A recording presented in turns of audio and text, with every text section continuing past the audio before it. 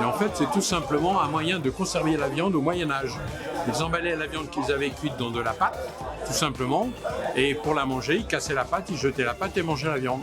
Et un jour, quelqu'un a découvert que la pâte avait quand même du goût, puisqu'il y avait tout le jus de viande qui était dedans, et le pâté croûte est né à ce moment-là. Et c'est donc, au départ, à travers la France et au Moyen-Âge, un moyen de conserver la viande. On a fait donc un pâté croûte en poisson pour le libre, donc c'est un pâté en croûte avec du saumon, un insert de cabillaud à la nette et un insert dans l'insert du cabillaud à la nette. Qu'est-ce qui était le plus compliqué dans ce concours? La cuisson. Ouais, tout ce qui est cuisson, surtout quand le pâté en croûte il cuit. C'est le moment un peu de stress et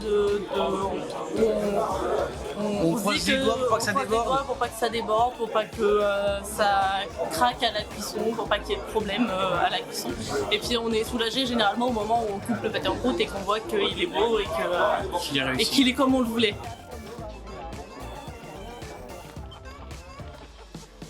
Ce qui compte dans le pâté croûte, c'est la pâte. La pâte, c'est très important. Et on avait une pâte croustillante, très bien faite. Le look compte aussi.